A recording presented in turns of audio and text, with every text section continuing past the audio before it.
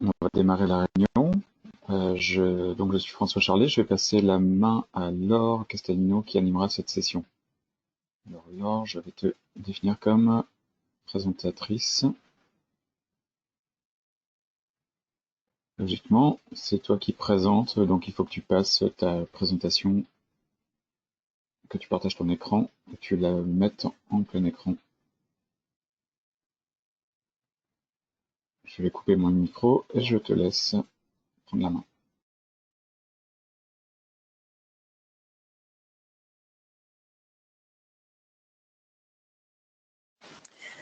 Bonjour à tous, je vais également faire un test son, vous demander si vous m'entendez bien et si vous voyez la présentation. Donc là c'est double oui.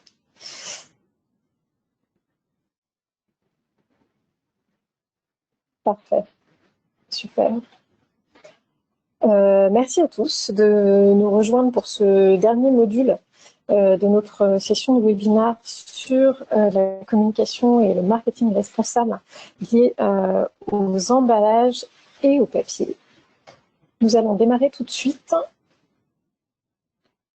avec les dernières recos d'usage. J'ai vu dans la liste des participants que certains d'entre vous ne sont enregistrés que sous leur prénom. Si vous souhaitez recevoir le mailing qui inclura à la fois le support de présentation et le lien vers le replay, merci d'indiquer également votre nom de famille, sinon nous ne serons pas en mesure de vous retrouver et de vous envoyer le support de communication, puisque ce mailing n'est envoyé qu'aux participants actifs à ce webinaire. Les petites recommandations d'usage pour ceux qui ont suivi les autres modules, vous commencez à y être habitués.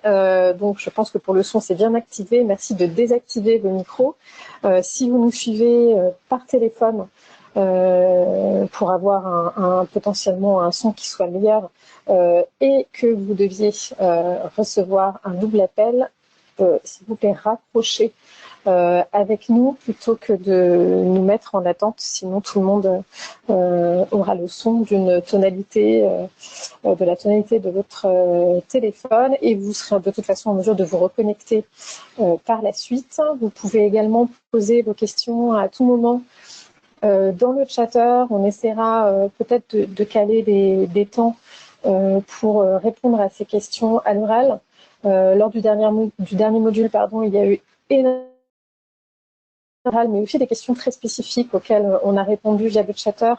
Je sais que c'est pas simple pour vous de suivre à la fois le cours de la présentation et de lire les réponses qui sont dans le chatter. Donc on va essayer, dans la mesure du possible, de privilégier des réponses à l'oral, même si sur des questions qui pourraient être un peu plus spécifiques, on pourra répondre directement dans le chatter.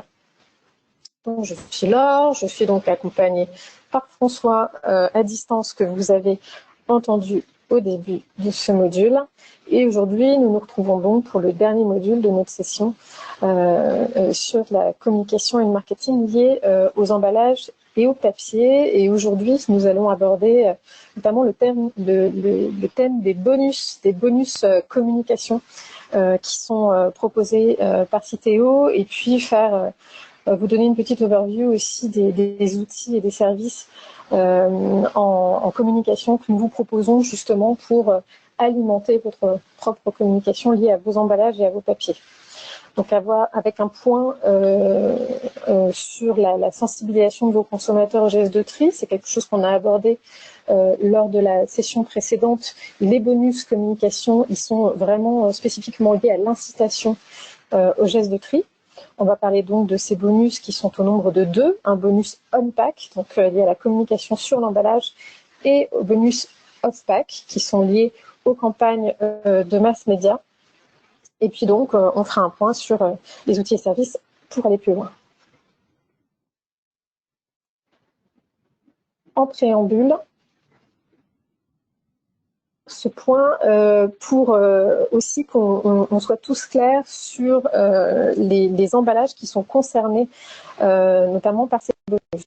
Les bonus, c'est ce que je viens de dire, ils sont liés à une incitation directe au geste de tri. Donc ils concernent tous les emballages ménagers, hein, on rappelle, on est dans le périmètre des emballages ménagers, donc qu'ils soient à recycler ou à jeter, vous pouvez tout à fait avoir un bonus on-pack pour un emballage qui indique une consigne de tri à jeter, à l'exception des emballages qui sont perturbateurs et des emballages qui sont inclus dans les consignes de tri mais qui n'ont pas de filière de recyclage. On pensera par exemple aux flacons en PVC. Petite précision aussi, parce que lors des modules précédents, on a beaucoup évoqué la loi anti-gaspillage pour une économie circulaire qui va avoir un impact assez important à la fois sur la bascule des consignes vers des consignes harmonisées et uniques qui indiqueront de mettre tous les emballages dans le bac de tri, mais aussi des impacts que ça peut avoir sur certaines allégations environnementales. Les bonus dont on va parler aujourd'hui, ils sont valables sur le tarif en cours. Ils ne sont donc pas encore, en tout cas, impactés par les dispositions de la loi anti-gaspillage pour une économie circulaire. Donc on est donc dans la situation où nous sommes aujourd'hui, c'est-à-dire avec des consignes on-pack qui sont aujourd'hui encore les consignes nationales avec des emballages à recycler et des emballages à jeter. Au cas où vous auriez des questions, je préfère l'anticiper, évidemment. Si ce n'est pas clair, on y reviendra. Alors pourquoi sensibiliser vos consommateurs au geste de tri? Ça, je vais passer assez rapidement puisqu'on l'a déjà abordé lors des sessions précédentes. Donc c'est la communication sur le bon geste de tri, c'est l'un des leviers de communication sur vos emballages. Pourquoi c'est important? Parce que ça permet vraiment d'apporter un service à vos consommateurs. Aujourd'hui, 93% des Français considèrent le geste de tri comme la première action citoyenne avant le vote. Donc c'est un geste qui est largement pratiqué, qui est plus ou moins banalisé d'ailleurs. 9 Français sur 10 trient. Le problème que nous avons, c'est que seul 1 sur 2 trie de manière systématique, c'est-à-dire qu'ils trient tous les emballages tout le temps, en toutes circonstances. Voilà. Et ce qu'on voit aussi, c'est que 4 Français sur 5 ont des doutes au moment de trier et que du coup, ça peut générer des erreurs de tri. Donc il y a un enjeu de service, un enjeu de connaissance qui est très important pour pouvoir récupérer la matière à recycler et du coup forcément derrière ça il y a un enjeu de performance du dispositif national. Donc les objectifs qui sont dans le cahier des charges de Citeo et qui du coup nous concernent tous, c'est à la fois d'avoir un tri à 100%, donc 100% des Français qui trient 100% des emballages. Ça va être favorisé notamment par le déploiement de l'extension des consignes de tri. Et puis l'objectif qu'il y a derrière ça, pour 2022, puisque 2022 est la fin de notre agrément actuel, puisque Citeo a un agrément d'État qui se renouvelle tous les 6 ans, c'est de pouvoir recycler 75% des emballages. Aujourd'hui, nous sommes à 68% et 65% des papiers. Je précise qu'on est là, on est à 70% de taux de recyclage des emballages. Oui, pardon, on était à 68% l'année dernière, on est à 70%. Comme quoi ça évolue, mais on va dire que les derniers points à grappiller sont quand même plus compliqués qu'au tout début du dispositif. Pardon pour cette petite erreur de ma part. Du coup, l'incitation au geste de tri, et c'est ça qu'on va aborder aussi aujourd'hui, elle peut vous permettre d'avoir on va dire une réduction de contribution sur vos emballages, en tout cas sur la contribution que vous payez à Citeo pour financer le dispositif de tri. Je précise que ces bonus communication, ils se cumulent entre eux, qui peuvent également se cumuler aux bonus que vous pouvez obtenir au titre de l'éco-conception de vos emballages, qu'on ne va pas aborder aujourd'hui, qui a été abordé par nos collègues de l'éco-conception dans les webinaires afférents. Ces bonus, ils peuvent vous permettre d'obtenir jusqu'à 12% de remise, on va dire, sur la contribution annuelle à Citeo. Donc, si vous voulez avoir évidemment toutes les infos, nous on va détailler un petit peu les bonus communication. Maintenant, on a un guide des bonus qui est disponible sur le site de Citeo. Donc, le guide des bonus qui est aujourd'hui encore sur le site et qui est toujours valable, hein, je précise, c'est le guide des bonus 2019. Le guide des bonus 2020 est actuellement en préparation. Il n'y a pas de changement entre 2019 et 2020. Donc, toutes les informations qu'on va vous apporter, en tout cas au titre de la communication, seront évidemment justes aujourd'hui. Et vous pouvez avoir tout le détail sur le site citeo.com. On vous remettra le lien également dans le support de présentation. Donc, je vous le disais, au titre de la communication, il y a deux types de bonus. Le premier, c'est le bonus lié à la communication on-pack, donc l'information que le consommateur va trouver directement sur l'emballage. Cette slide est un petit peu chargée, je vais vous la détailler très pratiquement. Le bonus on-pack concerne la position de consignes de tri sur vos emballages pour éclairer vos consommateurs sur le geste qu'ils doivent faire. Vous pouvez mettre une consigne de tri harmonisée, donc l'infotri Citeo que vous voyez ici à l'écran, que je vais détailler, mais aussi des consignes personnalisées. J'y viendrai juste après. L'infotri que Citeo a développée à partir de 2012, elle est présente aujourd'hui sur 40 milliards de packs. L'intérêt d'avoir une consigne harmonisée, c'est évidemment de créer un repère pour les consommateurs. Donc elle est détaillée là à droite. Aujourd'hui, le point vert est sorti du cartouche, c'est-à-dire que vous n'avez plus l'obligation depuis 2017 d'apposer le point vert, donc vous pouvez absolument utiliser l'infotri sans le point vert. Et le Triman, depuis le 1er janvier 2019, est obligatoire pour tout emballage qui a au moins un de ces éléments qui bénéficie d'une filière de recyclage. D'ailleurs, le bonus on-pack lié à la consigne de tri est à hauteur de 8%. On précise qu'il y a 5% qui sont attribués au titre du Triman, qui sont complétés par 3 points, du coup pour arriver à 8% s'il y a une consigne complète. Donc pour être éligible au bonus, il faut évidemment que cette consigne elle soit visible à l'achat ou à la consommation, donc qu'elle ne soit pas cachée par exemple au fond d'une boîte de céréales sur un rabat qui ne serait absolument pas ouvert. Il faut, je précise, délivrer les consignes de tri nationales, donc c'est vraiment celles qui sont valables aujourd'hui sur les packs, donc avec des emballages à recycler et des emballages à jeter. Il faut respecter la charte graphique de l'infotri que vous pourrez trouver également sur le site citeo.com. Respecter aussi les règles de construction de la consigne complète. Ça, vous le voyez en bas à droite. Une consigne complète, c'est une consigne qui donne pour chaque élément d'emballage son matériau et la destination, ou en tout cas le geste à faire. Donc, c'est déposé dans le bac de tri ou déposé dans la poubelle des ordures ménagères. Voilà. Et puis, il faut évidemment, et ça c'est très important, respecter les prescriptions techniques minimales. Qu'est-ce que ça veut dire concrètement? Ça veut dire avoir une consigne qui soit lisible. C'est-à-dire que le premier point, c'est qu'elle soit visible. Après, évidemment, il faut que, à la fois en termes de taille, mais aussi potentiellement en termes de couleur, elle puisse être repérable et surtout lisible par les consommateurs, sinon ça n'a aucun intérêt. Voilà.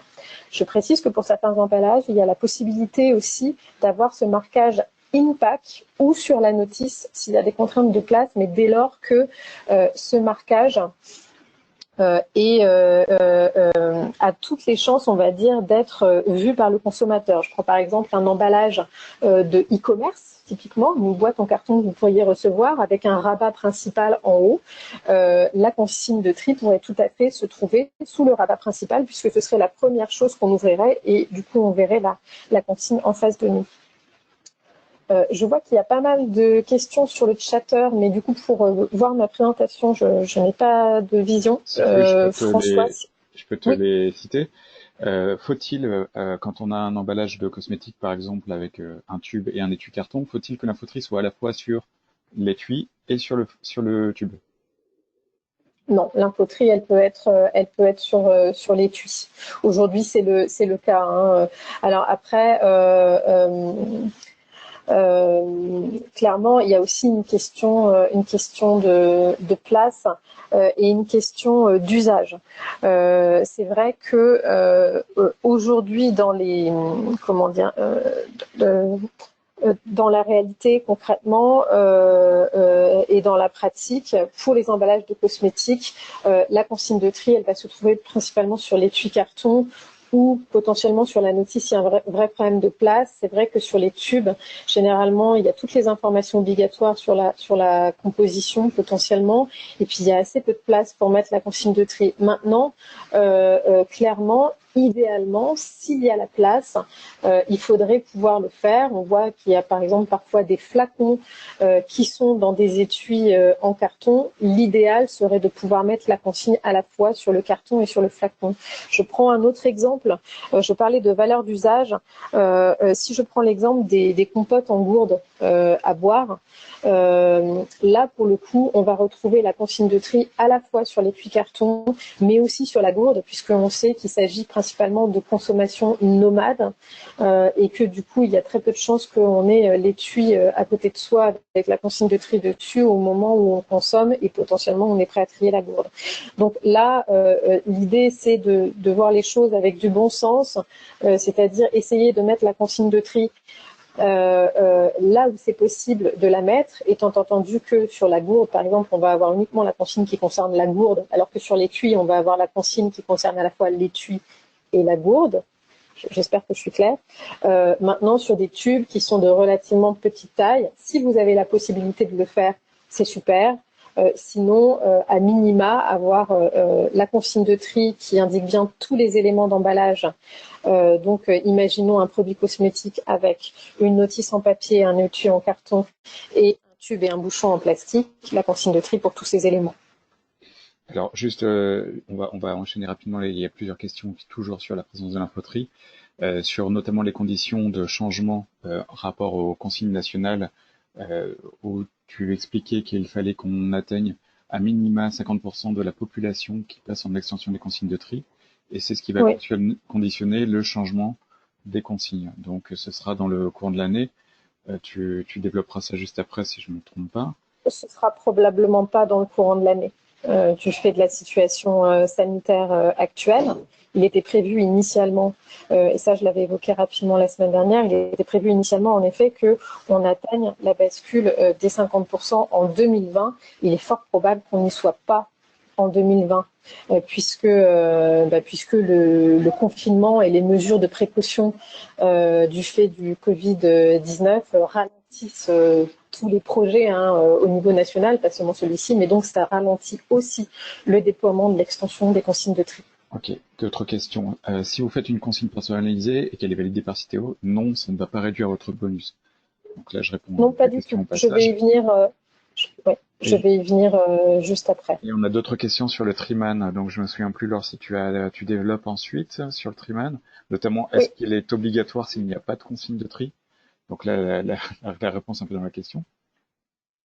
S'il n'y a pas de consigne de tri, c'est-à-dire si l'emballage n'a pas de filière de recyclage? C'est plutôt ça la question, effectivement. Alors non, non, et justement, on vous encourage à ne pas le mettre du tout, puisque aujourd'hui, là, on est hors loi anti-gaspillage, voilà, on est vraiment dans l'ici et maintenant, là, quand on parle de ces bonus-là. Aujourd'hui, le Triman signifie toujours que l'emballage ou le produit, parce qu'il ne concerne pas que les emballages, bénéficie d'une filière de recyclage. C'est-à-dire que si vous avez un emballage qui est uniquement à jeter, il ne faut pas qu'il y ait le Triman sur votre emballage. Je vais y venir, je vais le développer. Ah, je vois dans le chatter que non, c'était pas la question. Était-il obligatoire si le logo n'est pas présent sur l'emballage? Alors aujourd'hui, le Triman est obligatoire, mais pas nécessairement sur l'emballage. C'est-à-dire que vous devez pouvoir apporter cette information au consommateur, que ce soit sur la notice par exemple, ou que ce soit sur une page produit d'un site internet. C'est-à-dire qu'il y a une obligation, en tout cas, de donner cette information aux consommateurs, mais vous n'avez pas l'obligation de mettre le Triman sur vos packs. Maintenant, très honnêtement, avec la loi anti-gaspillage, le Triman va devenir obligatoire on-pack. Donc, si vous avez des rénovations de packs qui sont prévues prochainement, on vous encourage très fortement à commencer à le mettre sur vos packs pour pas être pris au dépourvu au moment où l'obligation sera effective. L'obligation sera effective normalement au 1er janvier 2022. Est-ce que tu peux juste développer aussi le point vert, la question de l'intégration du point vert, Oui. les bonus qui sont liés au point vert, s'il est actuellement intégré et s'il est justement potentiellement interdit à l'avenir? Alors, il n'y a pas de bonus lié au point vert. Les bonus aujourd'hui, ils sont liés au Triman pour les emballages qui ont une filière de recyclage et à la consigne de tri. Là, je vous mets un petit peu le détail aussi depuis 2012, de la création de l'infotri jusqu'à l'évolution aujourd'hui. Vous voyez qu'il y a eu plusieurs temps, on va dire. L'infotri a été créé en 2012. En 2015, on a intégré le Triman. Le point vert était encapsulé dans la consigne de tri. Dès lors que le point vert n'était plus obligatoire en France, nous l'avons sorti du cartouche pour vous laisser la possibilité de ne pas l'apposer sur vos emballages. Voilà. Et puis, donc ça, c'est l'infotri telle qu'elle est aujourd'hui, telle qu'on l'a revue, on va dire, en 2018, avec un tri magnifique puisqu'on a bien un élément à recycler. Et là, nous travaillons en 2020 sur la conception d'un nouveau marquage qui sera utilisable en situation d'extension des consignes de tri. On voit bien que ce sera très certainement pas en 2020, mais ça c'est difficile de vous donner des indications aujourd'hui parce qu'il y a énormément d'inconnus, vous devez vous en douter. En revanche, il n'y a pas de bonus lié au point vert, c'est-à-dire que vous pouvez d'ores et déjà enlever le point vert si vous n'avez pas d'obligation de le mettre, c'est-à-dire si vous ne commercialisez pas vos produits dans les pays de l'Union européenne où il est encore obligatoire, à savoir l'Espagne, la République de Chypre et la Grèce. Et nous vous encourageons, si vous n'avez pas cette obligation, à commencer à le retirer, puisque à partir du 1er janvier 2021, là, le point vert fera très probablement l'objet d'une pénalité, donc d'un malus. Et ça, c'est pas dans le cadre contractuel de Citeo, c'est dans le cadre réglementaire de la loi anti-gaspillage. Donc, je vais avancer pour répondre aux questions sur la consigne personnalisée. Donc, la consigne, il est tout à fait possible, concevable, d'avoir une consigne personnalisée dès lors qu'elle répond aux mêmes prérequis, on va dire, que la consigne harmonisée. Donc, il faut qu'elle soit visible à l'achat ou à la consommation, qu'elle délivre bien les consignes de tri nationales, c'est-à-dire que typiquement un tube en plastique, il sera à jeter et non pas à recycler. Il faut respecter les prescriptions techniques minimales, donc c'est ce que je disais tout à l'heure, c'est vraiment avoir une consigne qui soit visible et lisible. Il faut recevoir la validation de Citeo, ça pour le coup quand vous utilisez l'infotri, c'est une consigne harmonisée, évidemment il faut que l'information au sein de la consigne soit juste, mais on va dire que en tout cas en termes de format, la validation est déjà acquise. En revanche, Citeo valide les bonus sur la base de contrôle et les consignes de tri personnalisées sont validées en amont. C'est-à-dire que nous, vous pouvez nous envoyer des projets de consignes de tri personnalisées et nous les validons. Voilà. De la même façon, vous avez la possibilité de mettre ce marquage in-pack ou sur la notice si vous avez des contraintes, mais encore faut-il s'assurer que in-pack, ce marquage soit bien vu au moment de la consommation. Vous avez également, avec les consignes personnalisées, l'obligation d'apposer le Triman si vous avez au moins un des éléments de l'emballage qui est à déposer dans le bac de tri. Donc là, vous voyez, on vous a mis quelques exemples. Donc consigne de tri textuelle, c'est pas toujours ce qu'il y a de plus lisible. Donc là, il faut veiller à ce que quand même la typo soit assez grande et éventuellement graissée. Là, on a une autre consigne avec un système de picto comme on peut le proposer sur l'infotri, mais du coup personnalisé, on va dire, au territoire de la marque. Et puis ici des consignes qui s'inspirent en gros de l'infotri multi-pays, puisque c'est une marque, une MDD qui commercialise dans d'autres pays et qui indique les consignes pour les différents pays que vous voyez ici. Je vois une question qui s'affiche à l'écran. Désolée, je ne les vois pas toutes, mais oui, le point vert est obligatoire en Grèce, en Espagne et en République de Chypre. Ah bah oui, non, c'est la réponse de François. En revanche, Laure, on peut juste répondre à la question de Clémence qui se posait la question sur les petits métaux. Tu expliquais que pour les emballages en plastique, on ne mettait pas une consigne à recycler parce qu'on n'avait pas encore de filière nationale de recyclage des emballages en plastique. Pour les petits métaux, c'est le cas aussi. cette filière de recyclage est en train de se développer et les centres de tri sont en train de s'équiper. Donc, à quel moment peut-on indiquer à recycler ou indiquer un triman? Est-ce qu'on peut le faire dès maintenant ou est-ce qu'il faut attendre? Oui, on peut le faire dès maintenant parce que les emballages en fait, il existe une filière de recyclage pour les emballages en métal. Le problème, c'est la taille et c'est la captation au centre de tri. Donc oui, vous pouvez tout à fait indiquer qu'un opercule en métal, par exemple, ou une feuille en métal, comme on peut trouver autour de certaines petites portions de fromage, sont à recycler, sachant qu'il y a bien une filière de recyclage qui existe et que la plupart des centres de tri aujourd'hui, et notamment tous les centres de tri qui passent en extension des consignes de tri, s'équipent pour pouvoir, s'équipent avec des machines à courant de Foucault qui permettent de récupérer ces tout petits emballages en métal sur les refus. Alors justement sur le triman, puisqu'on l'évoquait tout à l'heure, le triman aujourd'hui doit être apposé sur les emballages. Alors je répète encore une fois, il n'y a pas l'obligation de le mettre sur l'emballage, même si honnêtement on vous encourage, on vous encourageait déjà à le faire. On vous encourage d'autant plus à le faire dès aujourd'hui, sachant qu'il va devenir obligatoire prochainement. S'il est présent sur l'emballage, pour le coup, il donne droit à un bonus. C'est-à-dire que, pour redire les choses plus clairement, aujourd'hui, l'obligation liée au triman, elle peut être de donner l'information à vos consommateurs sur l'emballage ou ou via une autre source comme une source dématérialisée. Si vous donnez cette information via une source dématérialisée, vous n'aurez pas le bonus de 5%. Le bonus, il est vraiment lié à l'information on-pack.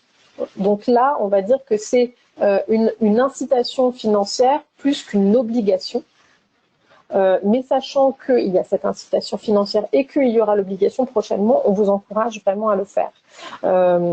Donc le bonus au titre du triman, il est de 5%. C'est-à-dire si vous avez un emballage avec au moins un des éléments qui est recyclable, vous mettez un triman sur l'emballage, vous avez 5% de bonus.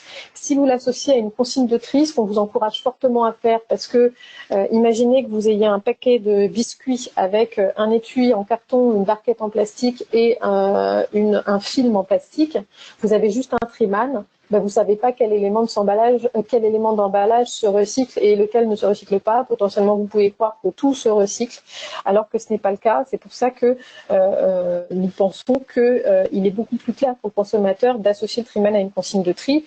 C'est ce que pense aussi maintenant le législateur, puisque à partir du 1er janvier 2022, il y aura l'obligation d'apposer triman et consigne de tri ensemble sur les packs. Donc pour avoir ce bonus, le triman, il faut qu'il soit aussi visible à l'achat. Il y a des tailles minimales, donc les prescriptions techniques minimales. Les tailles minimales, c'est 1 cm sur 1 cm, c'est 1 cm de diamètre, on va dire. Ça, c'est vraiment la taille minimale, il peut être plus gros. Donc là, il y a toutes les recommandations techniques qui sont disponibles sur le guide d'utilisation du triman qui a été édité par l'ADEME. On vous mettra également le lien dans le support. Et du coup, associé à une infoterie, le bonus passe de 5 à 8% pour avoir une information vraiment complète pour le consommateur, que ce soit dans le cadre de l'infoterie, donc la consigne harmonisée, ou dans le cadre d'une consigne de tri personnalisée, comme vous le voyez ici. Même si je rappelle que le triman, aujourd'hui, est vraiment franco-français, et que là, on voit qu'il s'agit de consignes de tri multi-pays, mais le triman est vraiment un marquage qui est propre à la France. À propos d'international, Laure, le point vert, Oui. là, on a rappelé les pays dans lesquels il reste obligatoire. Est-ce que tu Oui. sais, sur hors Union européenne, quels sont les pays qui imposent la position du point vert? S'il y en a? Les pays qui imposent, pardon? J'ai pas la réponse sur dans quel pays hors Union européenne le point vert est utilisé. Non, le point vert est un marquage européen. C'est un marquage européen, le point vert. Donc, à ma connaissance, il n'est pas utilisé en dehors de l'Europe. D'ailleurs, c'est un marquage qui appartient en termes de licence à Pro-Europe. Et je n'ai pas de connaissance de l'utilisation du point vert dans d'autres pays, hormis sur des emballages qui seraient également commercialisés en Europe, c'est-à-dire des emballages commercialisés un petit peu partout dans le monde. mais que le point vert soit exclusif à des produits qui soient non européens, je n'en ai absolument pas la connaissance. Et en tout cas, il n'y a aucune obligation d'apposer le point vert dans d'autres pays que l'Espagne, la Grèce ou Chypre.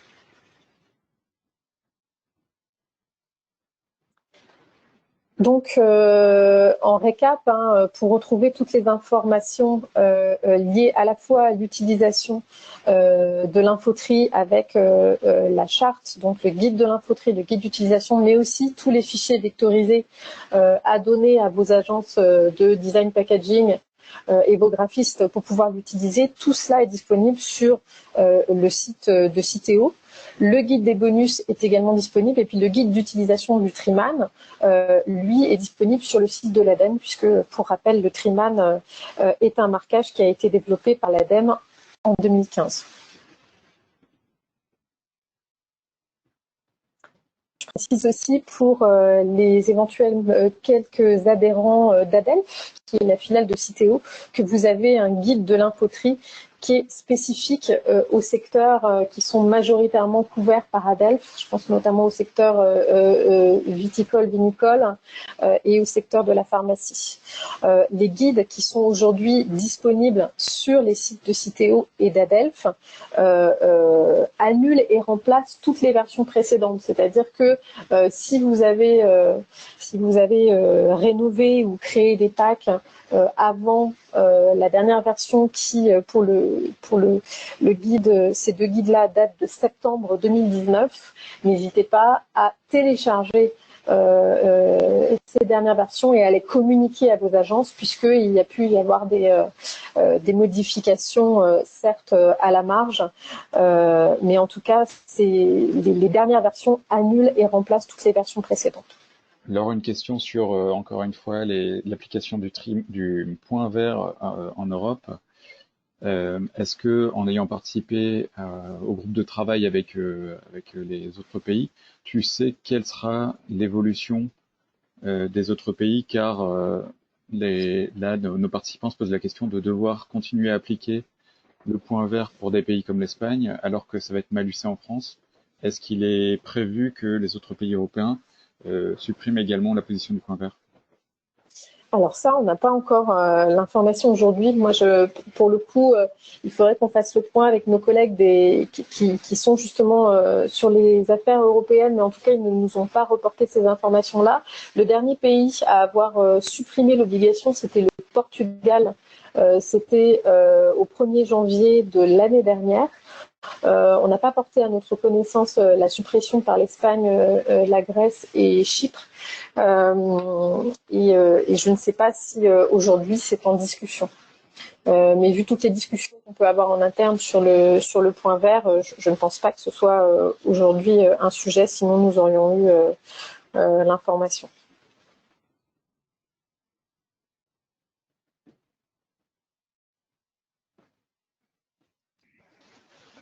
Juste un petit exemple d'utilisation de la consigne. Évidemment, l'utilisation de la bonne charte avec un bon format et une taille suffisante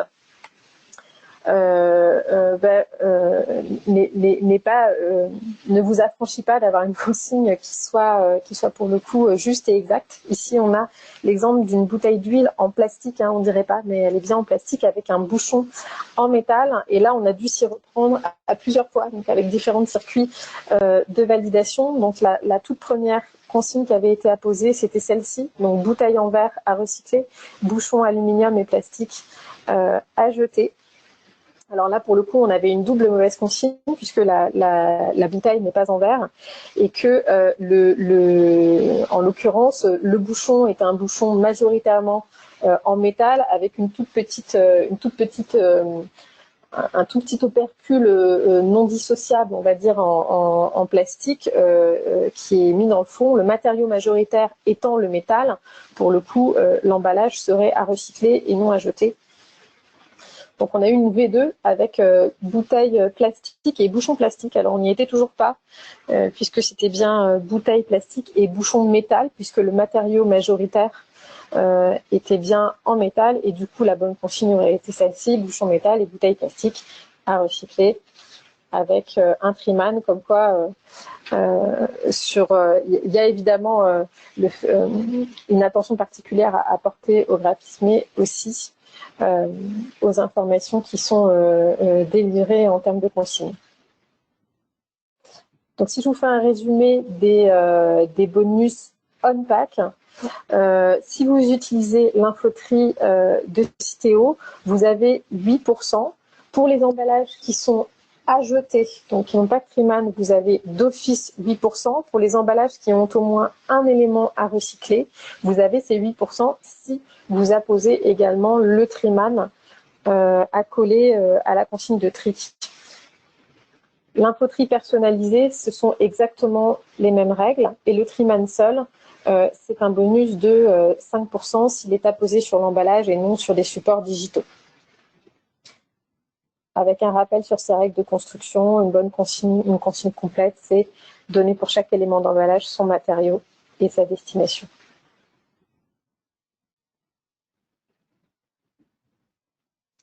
Est-ce qu'il y avait des dernières questions par rapport au bonus on-pack avant qu'on passe au bonus off-pack, donc lié aux campagnes médias?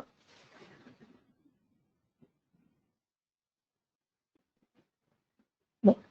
Je vais enchaîner, on pourra garder un petit temps à la fin si nous en reste pour répondre aux éventuelles questions retardataires. Donc, nous proposons aussi des bonus liés aux campagnes médias que vous pourriez faire sur certains de vos produits. Alors, pour vous rassurer, si je puis employer ce terme, il ne s'agit pas de créer des campagnes médias spécifiquement sur le geste de tri. Néanmoins, si vous avez des campagnes médias qui sont déjà programmées, vous pouvez utiliser cette opportunité pour passer un message supplémentaire avec une incitation au geste de tri de l'emballage du produit concerné dans la publicité.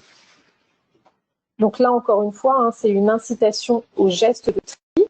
Elle peut vous permettre de bénéficier d'un bonus de 4% sur la contribution liée à la référence en question. Donc, imaginons par exemple une marque de soda qui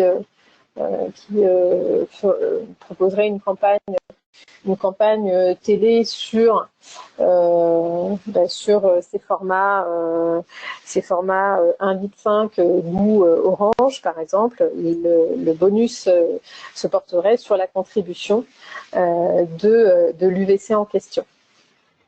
Donc les médias qui sont concernés par le bonus, ce sont les mass médias et les campagnes digitales, puisqu'elles se développent de plus en plus. On sait qu'elles sont tactiques, mais évidemment, il y a des indicateurs de performance qui doivent être respectés. Donc ça, je vais développer. Donc vous pouvez faire évidemment de la télé, de la radio, de l'affichage, de la presse et ces fameuses campagnes digitales.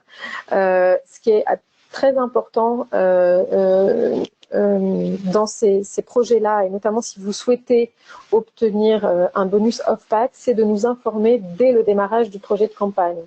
Et quand je parle de démarrage du projet de campagne, ça peut être des campagnes que vous avez déjà diffusées, mais dans lesquelles vous souhaiteriez rajouter un message lié à l'incitation au geste de tri. Ça peut se faire sous différentes formes, mais vraiment nous informer suffisamment en avance pour qu'on puisse vous aider éventuellement vos agences aussi à intégrer un message qui soit clair et qui s'intègre le mieux à votre campagne.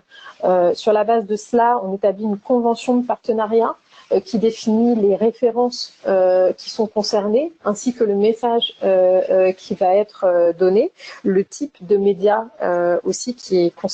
Donc on a des conventions de partenariat pour la télé, pour la radio, l'affichage, etc.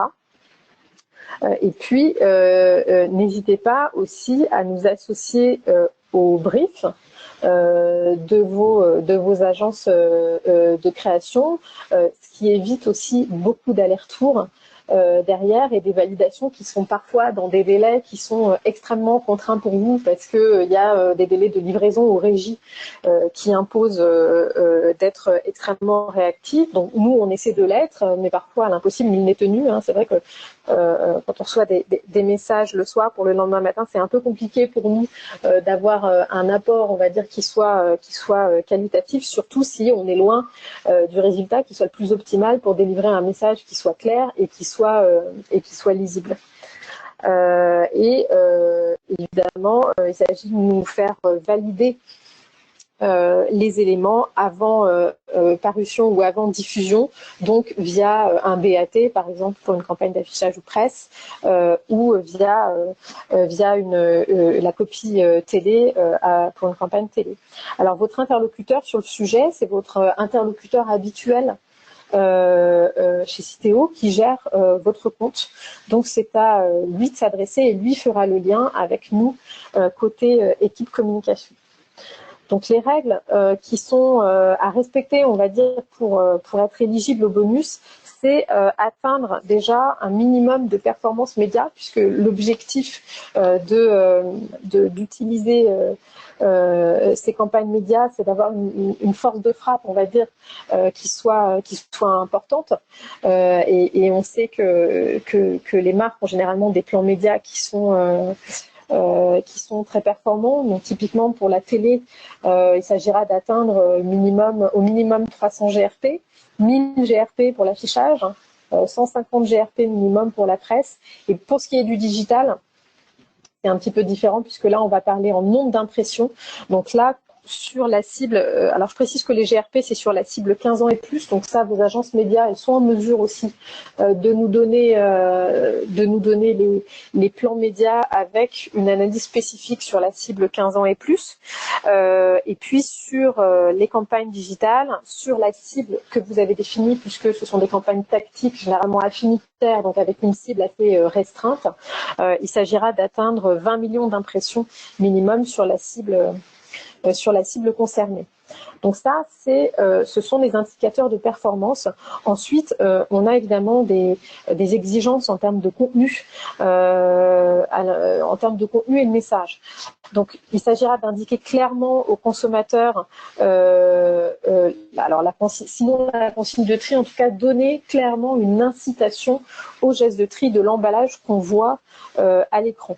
Voilà, avec un message qui soit clair, compréhensible, qui soit visible et lisible, et surtout qui soit univoque. Et quand je parle d'univoque, là je parle notamment des éléments de wording, puisque souvent on s'en mêle un petit peu les pinceaux et les consommateurs aussi entre certains termes comme trier, recycler. Le fait d'indiquer par exemple qu'un emballage est recyclable ne constitue pas en soi une incitation au geste de tri. C'est pour ça qu'on est là aussi pour échanger avec vous. Alors, les principales erreurs qu'on a repérées, puisque je vous parlais de visible et de lisible, ça va être ça. Typiquement, un message qui soit trop globalisant, qui dit trier ou penser au tri.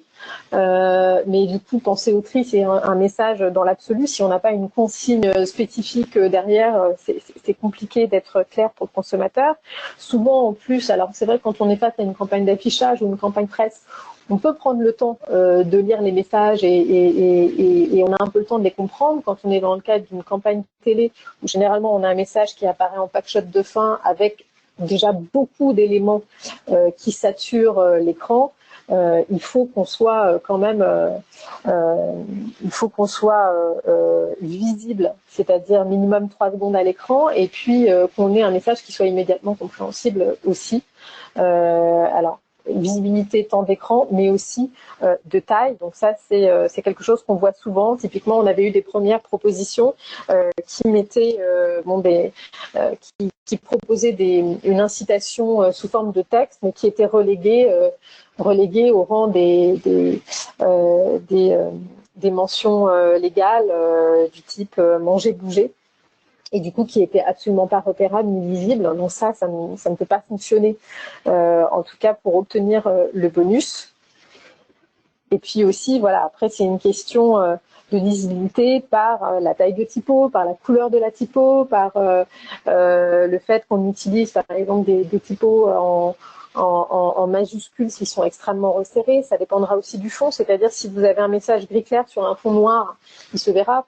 contre, si vous mettez du gris clair sur un fond blanc, ça se verra pas. Donc après, c'est aussi une question évidemment de bon sens. C'est une question de travail avec les agences de pub pour trouver finalement le message qui sera à la fois impactant, visible, qui ne prenne pas trop de place sur votre écran, par exemple si on parle d'une campagne télé, et qui s'intègre aussi parfaitement dans la création. L'idée, c'est pas d'aller coller une infoterie sur votre pack-up de fin parce que ça n'aurait pas de sens, et en termes d'esthétisme de la création, ça, je pense que vous seriez pas non plus très satisfait, mais plutôt d'avoir un message qui s'encapsule parfaitement et qui vous permette aussi de revendiquer cette incitation auprès de vos consommateurs.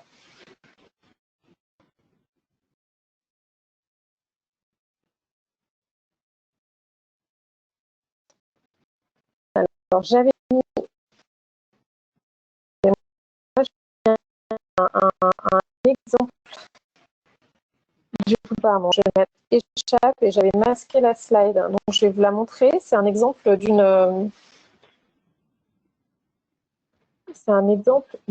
campagne, par exemple, que nous avons validée fin 2019. Campagne de Heineken. Sur ces références de bière en canette et donc eux ont choisi de traiter cette incitation sous forme de texte, avec une incitation à trier les emballages dans le bac. Alors là, bon, sur le wording, on n'est pas totalement aligné sur le se recycle et se tri. On a un peu modifié nos conventions de partenariat pour 2020. Ça, c'était une campagne 2019, mais que vous pouvez voir actuellement, notamment dans la presse. Là, c'était issu de Télérama. Mais en tout cas, on a une incitation qui est claire. Alors oui, j'anticipe quelques questions de votre part. Là, il s'agit moins qu'une campagne vraiment produite sur une référence en particulier, d'une campagne un peu plus globale qui est vraiment très orientée sur la recyclabilité de la canette. Alors, ce bonus est-il valable pour une campagne sur le site internet? Alors, sur un site internet, non, mais une campagne digitale qui bénéficierait d'une médiatisation qui serait poussée via des systèmes de bannières, campagnes sur les réseaux sociaux, et qui permettrait d'atteindre les 20 millions d'impressions sur la cible voulue, oui, tout à fait. Elle pourrait bénéficier du bonus. Donc là, c'est un exemple de campagne. C'est la seule qu'on va vous montrer aujourd'hui parce qu'on a d'autres campagnes dans les tuyaux, notamment des campagnes TV. On a pas mal de marques qui ont commencé à intégrer des messages en télé avec des résultats qui sont plutôt chouettes, mais qui ne sont pas encore diffusés. Donc, par souci de confidentialité, on peut pas vous les passer aujourd'hui. Pour anticiper aussi une question, là, c'est vrai qu'on voit des canettes. On ne sait pas s'il s'agit de canettes 33 centilitres, 50 centilitres, etc. J'ai bien précisé que le bonus, il s'applique sur la contribution d'une référence en particulier. Donc là, comme c'est une campagne un peu générale qui est susceptible de concerner beaucoup de références qui sont en canette, on a défini ensemble avec la marque la référence sur laquelle serait appliqué le bonus. Et il y avait une dernière question sur Facebook et Instagram. Oui, dès lors que c'est poussé, c'est médiatisé et que cela vous permet d'atteindre une performance de 20 millions d'impressions. Une question de Lucie pour l'harmonisation des consignes en Europe qui demande est-ce que les nouvelles consignes ne seront toujours pas harmonisées pour toute l'Europe? Donc là, je pense qu'il faut répondre à la fois sur les filières et les marquages. Est-ce que tu peux répondre, Laure, ou tu veux que j'en parle? Oui. Alors, pour ce qui est des consignes, en fait, il y a plusieurs questions. C'est-à-dire, il y a à la fois le dispositif de collecte et de tri qui est extrêmement disparate en Europe. Donc ça, c'est une question qui est en discussion aujourd'hui au niveau européen. C'est un projet, en tout cas, il y a des velléités de projet de réfléchir à une consigne qui sera harmonisée au niveau européen. Le problème, c'est que les dispositifs ne le sont pas. Les dispositifs de collecte, puisque parfois, dans la majorité des produits européens, typiquement, on est sur des modèles en triflux avec notamment les emballages fibreux qui sont collectés séparément. En France, c'est un schéma qui est extrêmement minoritaire sur le territoire. avoir. Parfois, on a des pays aussi, on va avoir 3, 4, 5 bacs de tri, ce qui n'est pas le cas aujourd'hui, puisque nous, on est justement en train de rationaliser plutôt sur un, avec la simplification du geste. Donc, en fait, on ne peut pas avoir aujourd'hui de consigne harmonisée au niveau européen dès lors que les gestes sont très différents d'un pays à l'autre. Après, il y a aussi la problématique dont tu parlais, François, tu pourras peut-être en dire un ou deux mots, sur les filières de recyclage au niveau européen, c'est-à-dire qu'il y a des emballages qui vont être considérés recyclables dans certains pays et qui ne le seront pas dans d'autres pays. Je ne sais pas si tu veux compléter. Non, je vais pas avoir beaucoup plus d'informations à donner. En fait, il y avait une question sur le fait, on a un outil de test de recyclabilité en ligne qui s'appelle le TREE, T-R-E-E, et il y a une question dans le chatter sur est-ce qu'on peut bénéficier d'un outil pareil pour voir quelles sont les filières de recyclage en Europe. Donc, on a travaillé sur un guide qui recense les principaux marchés européens, donc autour de la France, par exemple la Belgique, l'Allemagne, l'Espagne. Il y a 6 marchés qui ont été étudiés où, comme tu le dis Laure, on a relaté quels étaient les différents schémas de tri et quels étaient le type de marquage et consigne. Donc je me suis un petit peu avancé en disant qu'on enverrait le guide. J'ai vérifié au passage avec la personne qui est pilote sur le sujet pendant qu'on se parlait. Et le guide n'est pas encore tout à fait terminé. Donc dès qu'il le sera, il sera envoyé à tous nos clients, il sera proposé pour avoir déjà une première vue sur quelles sont les consignes dans chaque pays. Si j'enchaîne, puisque je regarde aussi l'heure, il est déjà 10h20. Sur les outils et services, pour aller plus loin, on avait déjà évoqué le site consigne de tri et l'appli guide du tri. Et notamment, vous voyez ici, sur les consignes de tri, sur l'infotri qui est présente, je le rappelle, sur 40 milliards de packs aujourd'hui, vous avez cette petite mention consigne pouvant varier localement, consigne de tri.fr. Aujourd'hui, consigne de tri, c'est le seul support d'information, on va dire, qui peut vous donner la consigne absolument juste où que vous vous trouviez, par géolocalisation si vous avez l'appli et en rentrant le code postal de votre commune d'habitation, votre commune de vacances. Alors là, je sais que le confinement, les vacances, c'est pas trop d'actualité, mais en tout cas, vous pouvez avoir l'information qui soit juste, avec aussi, et qui vous donnera la consigne correcte, avec aussi la bonne couleur de bac ou le fait que vous soyez plutôt en porte-à-porte ou en point de collecte, puisque en fait, si vous vivez à Paris intramuros, c'est vrai que la collecte se fait majoritairement en porte-à-porte, mais si vous habitez ailleurs, potentiellement vous apportez vos emballages à un point de collecte, donc vous avez vraiment toutes les informations qui sont mises à jour. Ce guide, il est en tout cas très régulièrement utilisé par les consommateurs. En fait, le site et le guide ont le même back-office. Là, ce sont des chiffres qui ont encore évolué là en 2020 et le site est largement utilisé, notamment avec l'extension des consignes de tri qui se déploient dans les territoires. Et vous avez la possibilité, si vous le souhaitez, de référencer vos produits dans le guide du tri et dans le site consignedetri.fr. C'est-à-dire qu'aujourd'hui, ce site il donne des consignes de tri générales, c'est-à-dire que vous pouvez mettre bouteille en verre ou étui en carton ou boîte ou paquet de biscuits. Donc il y a quand même un moteur de recherche qui est assez large et qui permet de l'autocomplétion, mais vous pouvez aussi taper, comme on voit ici, Kinder Country ou Kinder Surprise. Et là, il se trouve que ce soit Ferrero, Yoplait, Yip ou Blédina ont référencé la plupart de leurs références et on donne une consigne de tri spécifique pour les emballages de la marque et même de la référence qui est concernée. Donc ça, on a la possibilité de vous référencer. Il y a aussi la possibilité que vous encapsuliez un petit widget sur votre propre site de marque qui permettrait de donner la consigne de tri sur vos emballages, mais aussi plus largement sur les autres emballages, directement depuis votre site de marque. Donc ça, si vous voulez avoir toutes les informations, n'hésitez pas à vous rapprocher de votre interlocuteur habituel Citeo qui vous donnera tout le détail de la marche à suivre. Pour rappel, le calendrier de l'extension des consignes de tri, il est celui-ci. On avait, alors ça c'était plutôt début 2019, 25 millions de Français qui étaient concernés. Fin 2019, on était à peu près 44% de la population. Sur la phase 4, on avait mis 2019-2022. Encore une fois, ça peut certainement, enfin ça peut glisser avec la situation actuelle, mais l'objectif étant que l'ensemble du territoire soit couvert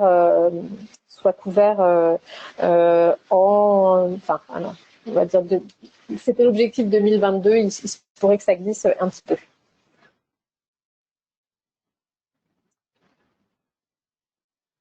Donc là, pour le coup, notamment pour les marques qui sont qui sont un peu embêtées d'avoir des consignes de tri qui indiquent notamment uniquement à jeter, ou alors qui ont des éléments à jeter, à trier, là on peut voir que selon qu'on habite à Illkirch dans l'Est ou à Montreuil, pour un même emballage d'une même marque, on va avoir des consignes qui seront différentes, puisque à un endroit, ça se jette dans la poubelle des ordures ménagères, et à un autre, ça se dépose bien dans le bac de tri. Du coup, c'est aussi l'opportunité pour vous à la fois de donner la bonne consigne sur vos emballages et de manière géolocalisée à vos consommateurs. Et ça, vous pouvez tout à fait aussi le valoriser et le pousser auprès de vos consos sur les réseaux sociaux ou sur vos sites de marque. Je vois qu'il y a des questions sur les QR codes. Sachez que nous, dans le cadre du projet d'évolution de l'appli Guide du Tri, on travaille activement, notamment avec GS1, pour trouver des solutions pour scanner les GenCodes, comme ça se fait déjà avec d'autres applis, comme Yuka ou Open Food Facts. Et que du coup, on a ce projet aussi d'arriver à s'intégrer dans ce geste qui est maintenant très ancré chez les consommateurs français pour leur donner la bonne consigne en scannant des emballages. L'idée, au-delà de ça, c'est aussi de vous montrer des contenus que nous avons développés et qui permettent d'expliquer ce qui se passe derrière le bac de tri, mais aussi d'expliquer ce que font les marques. Suivez-moi, ce sont des petites vidéos qu'on avait développées et qui sont disponibles sur nos pages YouTube et qui avaient vocation vraiment à rassurer en fait les consommateurs sur le fait que oui, quand ils déposent les emballages dans le bac de tri, ils sont bien apportés au centre de tri derrière et ils sont bien recyclés. Il y a beaucoup d'idées reçues autour du tri et du recyclage. Je ne vais pas vous passer la vidéo maintenant, mais de toute façon, vous aurez tous les liens et tout est disponible sur notre page YouTube. N'hésitez pas non plus à partager ces vidéos sur vos réseaux pour faire un peu de pédagogie autour de ça.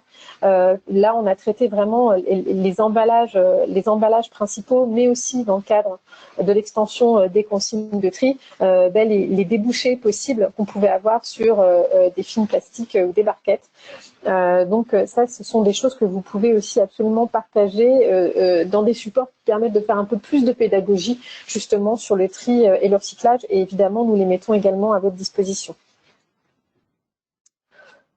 Nous avons aussi développé des infographies sur tout un tas de sujets.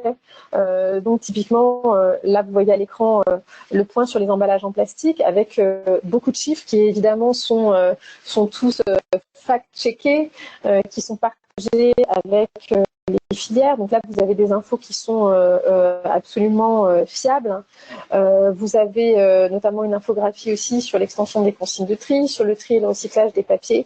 Donc n'hésitez pas à aller sur le site de Citeo et à utiliser ces infographies, à vous en inspirer, à regarder les chiffres et à vous-même fact-checker les chiffres à partir d'une source pour le coup qui est fiable si vous souhaitez communiquer dans le cadre de votre communication de marque sur vos emballages et sur vos papiers.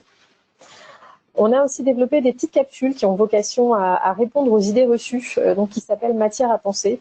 Et là, on a répondu aux principales idées reçues. Donc c'est compliqué de trier ça ne sert à rien, etc. On met quand même une petite... alors, déjà, nous, on les partage, ces vidéos, enfin, on les partage depuis un moment puisqu'on en développe vraiment ongoing. En ce moment, on a mis un petit frein aussi puisque du fait de la crise sanitaire, c'est vrai que utiliser une tonalité un peu connivente, humoristique, et pas trop dans l'état d'esprit actuel, qu'il faut coupler ça aussi au fait que aujourd'hui, les collectivités sont confrontées aussi à cette crise entreprises et que parfois elles ne sont pas en mesure d'assurer toujours correctement la collecte sélective et de faire fonctionner les centres de tri. Donc voilà, ça c'est peut-être quelque chose à réserver pour plus tard, pardon. Mais sachez qu'on peut mettre aussi ces contenus-là à votre disposition.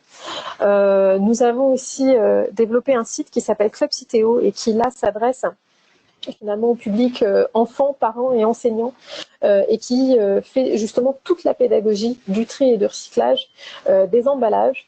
Alors ça, on vous en parle à double titre parce que très clairement, on a des petites vidéos et des petites infographies pour enfants qui permettent parfois de comprendre, parce que c'est un sujet complexe, et qui permettent de comprendre de manière assez simple comment ça fonctionne. Nous, chez les nouveaux entrants chez Citeo, passent généralement par ce site-là pour s'acclimater un peu avec nos sujets.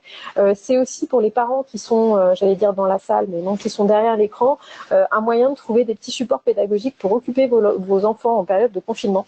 Donc, n'hésitez pas à aller y faire un tour, puisqu'il y a des petites vidéos, le magazine Éco Junior à télécharger, donc vous aurez pas mal de sources qui seraient susceptibles de vous intéresser. Vous avez aussi, là on en a parlé lors du module numéro 3, mais pour nourrir finalement votre communication liée aux emballages et à vos papiers, dans votre facture Citeo, mais aussi dans votre espace client, vous avez aujourd'hui des indicateurs qui peuvent vous aider à communiquer sur votre propre contribution au dispositif. Pour dire les choses un peu de manière synthétique, aujourd'hui on recycle 5 millions de tonnes d'emballages et on collecte environ 800 000 € auprès de vous, donc auprès des marques. Donc si on met ces deux informations-là en regard, on vous permet aussi d'avoir une idée de ce que votre montant particulier de contribution a permis de financer sur l'année N-1. Donc c'est aussi des indicateurs qui sont intéressants à la fois à connaître et éventuellement à communiquer auprès de vos consommateurs et de vos autres parties prenantes. Et puis, sachez que nous mettons aussi à votre disposition sur le site citeo.com un guide de la communication responsable qui résume en fait de manière assez synthétique ce qu'on a pu se dire à l'occasion de ces 4 modules de webinar. Donc, n'hésitez pas à aller le consulter, à le télécharger et à le partager, que ce soit en interne ou auprès de vos partenaires de communication, notamment vos agences médias, par exemple, ou vos agences de design packaging qui vous accompagnent potentiellement sur vos claims on-pack et off-pack. C'est toujours utile d'avoir ces informations-là. On va prendre une minute qui vous reste, puisqu'on pour une fois on est total à l'heure, mais s'il reste quelques questions. Alors non, le guide de la communication responsable n'existe pas encore en anglais. Désolée, Lélia.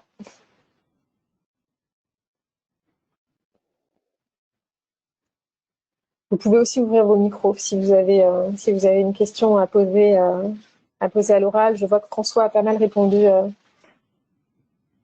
aux questions qu'il y avait dans le chatter. Encore quelques secondes si quelqu'un souhaite prendre la parole ou souhaite poser une question. Est-ce qu'un replay du début de cette intervention sera mis? Oui, il y aura un replay pour les 4 modules de cette session de webinaire sur la communication responsable. Vous aurez également les replays disponibles pour les sessions relatives à l'éco-conception, mais aussi aux évolutions réglementaires. Vous pouvez aller sur notre chaîne YouTube Citeo. Dans tous les cas, sur la chaîne YouTube Citeo, vous verrez les différentes playlists où vous avez tous les replays de tous nos webinaires qui sont accessibles. Eh ben, écoutez, en tout cas, avec François, merci à vous. Voilà, on va vous remercier d'avoir suivi ces webinaires durant 4 semaines, notamment dans le contexte actuel. On était ravis de pouvoir partager ces sujets avec vous. Sachez, alors pas tellement pour vous parce que ce sera une redite, mais si certains de vos collègues seraient intéressés et n'ont pas pu participer à ces différentes sessions de webinaire, que nous allons animer une session de rattrapage toujours sur 4 semaines au mois de mai. Donc si vous avez raté certains modules ou si vous voulez partager avec vos collègues ce sujet de la communication du marketing responsable, n'hésitez pas à leur en faire part. De toute façon, l'information sera mise en ligne sur le site de Citeo. Nous vous enverrons également un mailing. Merci à tous. Très bonne journée. Prenez soin de vous. Et à bientôt. Bonne journée.